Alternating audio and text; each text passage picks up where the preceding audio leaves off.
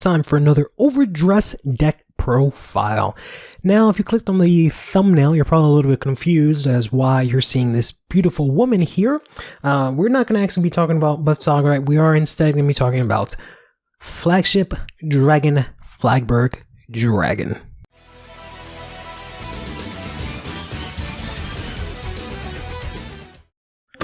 So, Flagburg Dragon was a new ride line that was released in BT03, and it unfortunately was not very good in that set. However, thanks to Bushiroad being so generous with their KI, making them this crazy resource generating monster, it's actually a really good deck now. So the main premise behind Flagburg as a deck is to basically play similar to like Aquaforce in other formats, wherein you use multiple different combinations of attacks with your rear guards in order to increase the number of attacks committed in one turn, and also you have to make sure you attack in a certain order in order to keep your attack strings going. What you do with Flagburg is with the other rear guards in the deck that we'll go over in a bit, you get up to at least 5 attacks and you get off a lot of really good effects when it comes to your Vanguard swing. So, when Flagburg attacks a Vanguard, you counterblast 1 and perform all of the following according to the number of attacks you made this turn. Your Vanguard's attack counts towards that total, because this effect activates when it's attacking. If you did 3 or more attacks, you get to draw a card. If you did 4 or more attacks, your opponent chooses 2 of their rear guards and retires them. Finally, if you did 5 or more attacks until the end of that battle, this unit gets 10,000 power. And if your opponent would call cards from their hand to guard with, they have to call 3 or more at the same time. That means if your opponent wants to PG this attack, they're actually going to have to commit 3 cards plus the discard cost for the PG if they have more cards in hand, which makes this really good. And it's also super easy to get all of these attacks in right now, because we have stuff like your Blue-Aggress Dragon, which can stand after it attacks rearguard. We have your Ascendance Assault, which can stand after another unit is attacking your opponent's Vanguard. And then we have the amazing, immaculate Inlet Pulse Dragon here, which after it attacks a Vanguard, if it's the first battle, you can Soul Blast and stand this unit. And at the end of the battle, if you did 4 more attacks, it can actually go into Soul and draw you a card. Amazing resource generation from that card alone. But yes, you would use all these cards, then just have Flagburg destroy your opponent. I mean, because they're going to have to commit a bunch of cards just to guard this attack and get hit with 23 or 33,000 power, sometimes even triple drive. So it's a pretty interesting, pretty nasty, pretty fun deck. So for the ride line here, I'm going to start with my grade 0 as the Sylvanhorn Beast Lottie. It doesn't really matter what you play here, but I did specifically pick Lottie because 1, I had a spare triple rare, and 2, it actually is pretty good because Magnolia is really popular. So if I can throw my opponent off for a little bit, making them think I'm playing Magnolia, well, that's not as bad. But we're actually going to be playing the Zorga ride line here. Reason being is that there's a shit ton of really good orders in this nation, thanks to Zorga being a thing. Which means we can actually play a lot of them in this deck, especially thanks to this ride line. So, this is Ranker Chain. On Vanguard Circle, you can Soul Blast 1, draw 2, and then discard an order from your hand. If you don't discard, you have to discard 2 cards. So, this means you essentially tutor out some cards and get really good plus on your first turn, which is really good because this is a semi-Peace Reliant deck, so you want to get as many cards in hand as you can as early as possible. Then we have the Black Tears Husk Dragon here, which is great because once you ride this, you can actually pick an order, normal order, which is all we're going to be playing, from your drop and add it to your hand. So you can either discard the order for Ranker Chain, or if you don't have any orders and you don't want to do that, but then you end up drawing one, you can discard it for when you ride your Black Tears Husk Dragon, and then just add it back to hand, and you don't lose anything for riding, which is really good. really quickly for the triggers, we're going to be playing 4 of the Alana. We're playing Alana specifically because it is nice to get soul. Obviously, we need a lot of soul and counterblast in this deck, so as much resources as we can generate, we're going to try and aim for, which is why, obviously, we're going to go over this, use this trigger over any of the other critical triggers.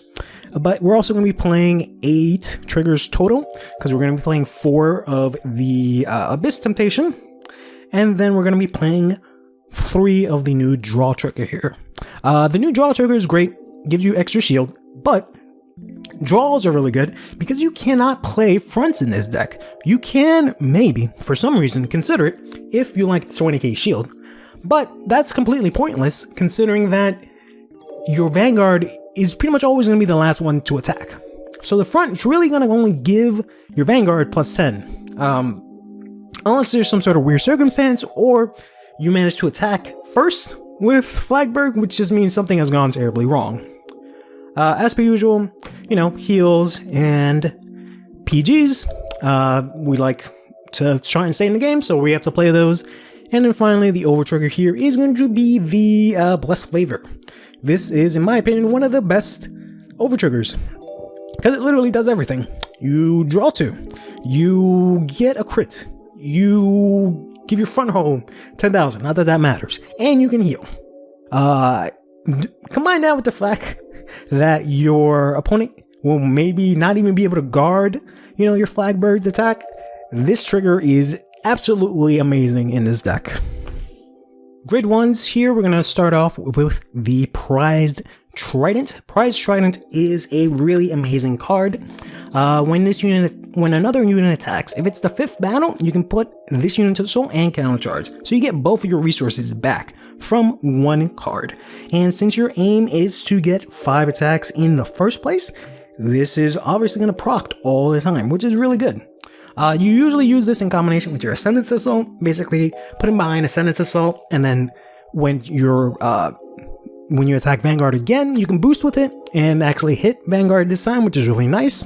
Then after that, when your Flagburg goes ahead and attacks, you just put into soul and get a countercharge, which basically means that Flagburg's effect is free that turn because you get the countercharge and then counterblast it right back.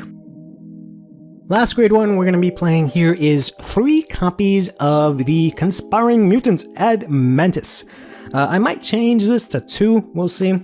The reason we play Admantis is basically just to power up our grade 2s here, to make our attacks at Vanguard a lot more lethal, because they are unfortunately only 10k bodies, so if you don't Persona Ride, they're just going to kind of poke. So it would be really nice to have these guys basically tear apart your opponent's hand or give them a lot of damage.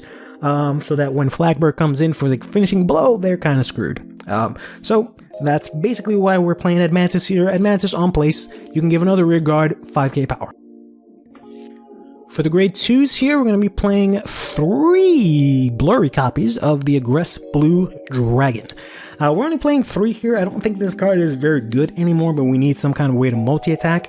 Basically, what this does is at the end of the battle, this unit attacks a rear guard. If you have Flagburg as your Vanguard, Soul Blast, stand this unit.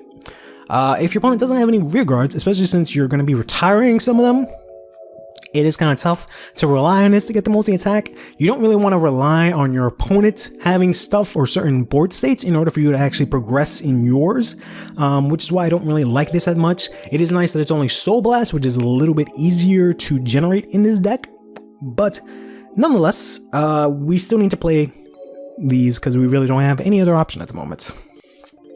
Our main playmaker, however, is the Ascendance Assault. You can, if you want, play this in your ride deck, which lets you either reveal another copy of Flagburg or the grade 1 from the ride line in your hand in order to play this without a cost, or you can Soul Blast it in order to call it out. But I'd rather get the orders and the draws and then use this just from drawing into it. But this card is great. So whenever one of your other rear guards attacks a Vanguard, if you have Flagburg as your Vanguard, you counterblast 1, stand this unit. So essentially what you would do is, depending on who's on board, if your Blue Aggress is on field, you can have your Blue Aggress attack or your Ascendance Assault attack. That part doesn't really matter too much. Ascendant Assault will stand if it's attacking, rearguard, which you would have to. Then after that, you would attack Vanguard with your blue aggress. Then Ascendant Assault will proc, and you can counterblast in order to sand Ascendant Assault. Then with Ascendant Assault, you can attack again, and that's already 4 attacks. Inversely, you can do that with the next card we're going to talk about here, which is the amazing Blue Artillery Dragon Inlet Post Dragon. Likewise, with the Ascendant Assault, this card is amazing because here is what Inlet Pulse does. You can attack with Inlet Pulse first for that turn.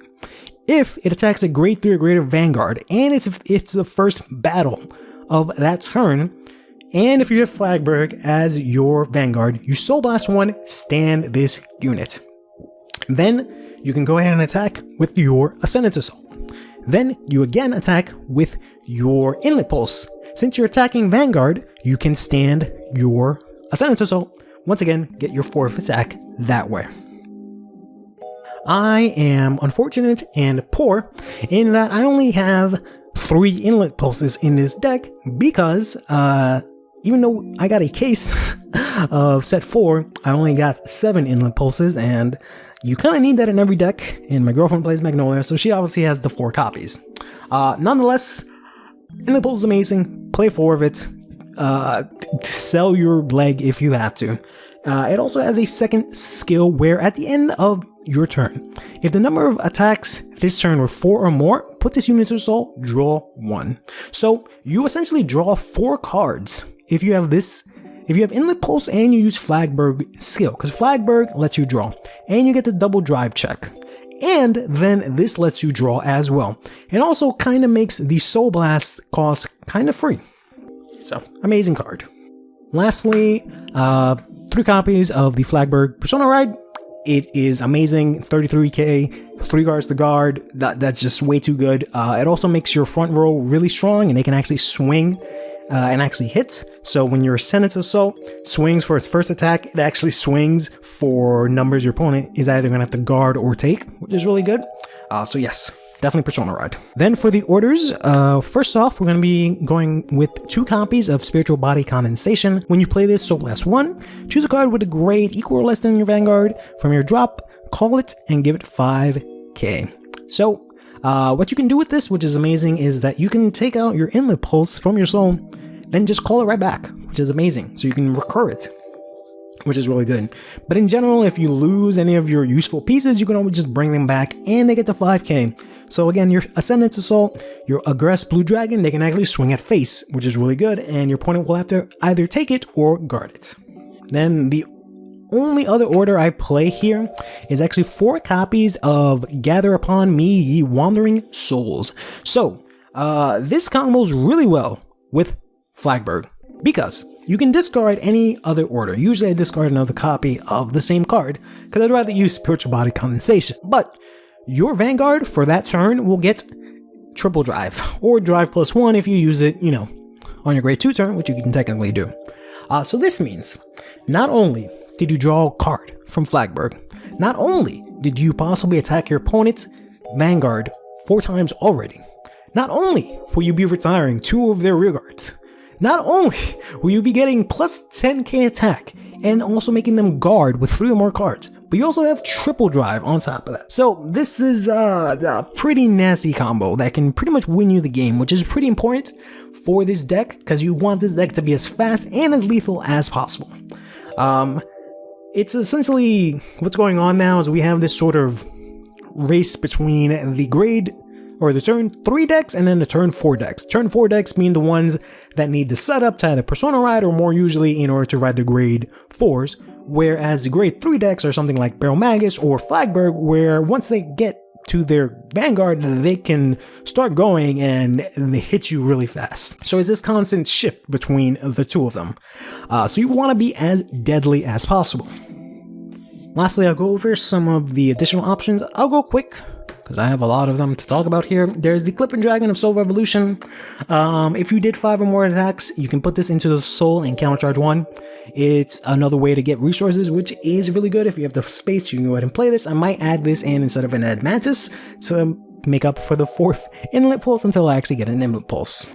You can technically play Impix in this deck. Impix is not locked to having Magnolia or anything like that. Impix, the first effect does not matter for you, but the second effect, where if you have a unit in the same column as it and you have 3 or less units, your opponent cannot select any of those units in that same column for any effects, which is really good. Considering we're in a control heavy meta, you can protect your whole board, which is really important for you because you kind of need your board to stay on the field. And since you have like your inlet pulse and your prize trident going into the soul, you're more than likely going to have 3 or less cards on board. So this is definitely an option. If not, you could, I guess, technically play the Ursula. She's not very good, but she kind of gives you the same sort of protection. But similar to Ursula, I've seen people play the Elena just to sort of get a body on board. You can like bring back your Ascendance or so, especially if you like, for example, play it in your ride line. You can Soul Blast it out and then call it. It's a very interesting combo. It does give it 5k, but I would personally rather not.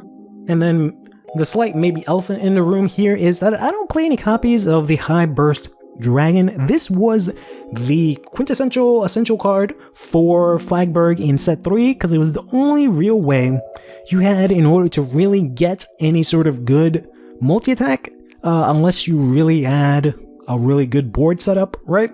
So this was really good for that. But honestly, the only thing that High Rate Burst Dragon would help me with right now is if I'm playing something that doesn't have any rear guards. Because otherwise, you know, I can just blank swing with Ascendant Assault and, you know, swing in with Inlet Pulse and I'll be good. And hopefully the game ends by then. So I don't really find a use for this card, but it is an option if you need to use it. Basically what this does is on place, you choose a rear guard if you have Flagburg as your Vanguard. Then, till the end of the turn, if it's the first battle of that turn, you can counterblast, Soul Blast 1 and stand that unit. The other thing is you can't use Inlet Pulse with this, which kind of bites. I've seen this played a little bit. The Silverhorned Beast Layoka. Basically, you play this, retire it, and then choose one of your rear guards to give them 10k. So, you can give your Ascendance Assault plus 10, he'll swing in for 20, which will, you know, be a lot more lethal. Your opponent can't just guard with a 5k shield in order to stop that attack. Then there's a couple of orders that you can play. There's a lot of options here. You can technically play the Wild Intelligence here, Mill 3, if you counterblast 1, and then play a card that's either equal or less great than your Vanguard, so you can use this to bring back one of your units. It's not that great, but it is an option in terms of recursion. I think Spiritual Body is a lot better, or you can even play something like the Wells Melt in the Sound of Rain. Your opponent chooses one of their rear guards, retires it. Then you choose one card from your drop with the same grade as the opponent, as the unit that was retired, and then call it. So this is a little bit tricky because your opponent can just pick a grade 1 and then, you know, you can't bring out something as great, but it is for free. It is free retire, free recursion. So it is definitely a useful option, especially since you can kind of clear out the whole board between this and Flagbird's effect, which is really good, but this might not be as useful if, you know, they know about Flagbird's effect and aren't playing any cards. I've also seen some lists playing Nectar of Sensationalism. This card's pretty interesting. So you choose a rear guard, and until the end of the turn, it gets +5 for every 5 cards in your drop. And if there's 15 or more, you get an additional critical. So you can set up a situation where, for example, your Ascendance Assault can swing in with criticals twice per turn. Or even your Inlet Pulse can swing in with a critical and a lot of power. Twice. And then your Flagburg still has to go through. So I totally see this being a very good option. I just haven't really been able to get to the point where I can very easily set up 15 cards and drop. You probably need a completely different sort of makeup of the deck than what I'm playing. Very, very, very, very last thing I'll talk about here is this Silverhorn Beast Gabrick. Now, right now you can't play this in the deck because there's nothing you can do with it. But in the future, if we ever get anything sort of like a Basil or anything that lets you swap units on board in battle, this is actually going to be a really good card that's actually playable, because it's one of these Silver Nord beans that's not locked behind having a Magnolia named Vanguard. So what this does is when your other unit in the same column as this unit attacks, you Soul Blast 1, and this unit gets 10k until the end of the turn. Then you choose all of your opponent's rear guards, and for the battle that this unit attacks, the Gabrig, your opponent cannot guard with any, or rather call from hand to guard with any of those same grades. So if they have a grade 0, they can't guard with grade 0. If they have a grade 1 on board, they can't guard with PGs, and so on and so forth. So just keep that in mind for the future, I guess. Is just all I'm trying to say here. And that about does it. That is how I've been playing Flagburg Dragon. I really like Flagburg. I wasn't really a big fan of Aqua Force in general as a clan at all, but I do like the ability to be able to multi-attack, and that having your Flagburg be actually a really potent Vanguard is really good. And of course, Inlet Pulse makes this deck amazing. In any case, if there was anything that I maybe messed up on, or if you had anything to say about any of my options here, please let me know, as usual, in the comments down below. Always love reading some comments and seeing some insights.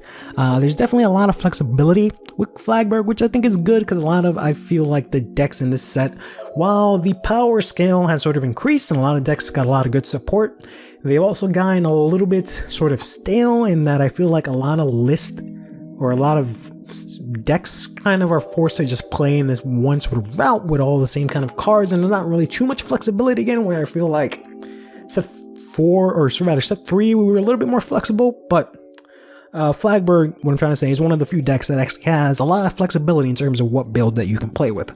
By no means is this like an amazing, perfect tier 0 deck. You obviously have bad matchups. You need a lot of units on board to make this pretty good. If your opponent wipes out your stuff, there's not much that you can do, but it's a fun deck. And at the end of the day, that's all that really matters to me. Take care of yourself.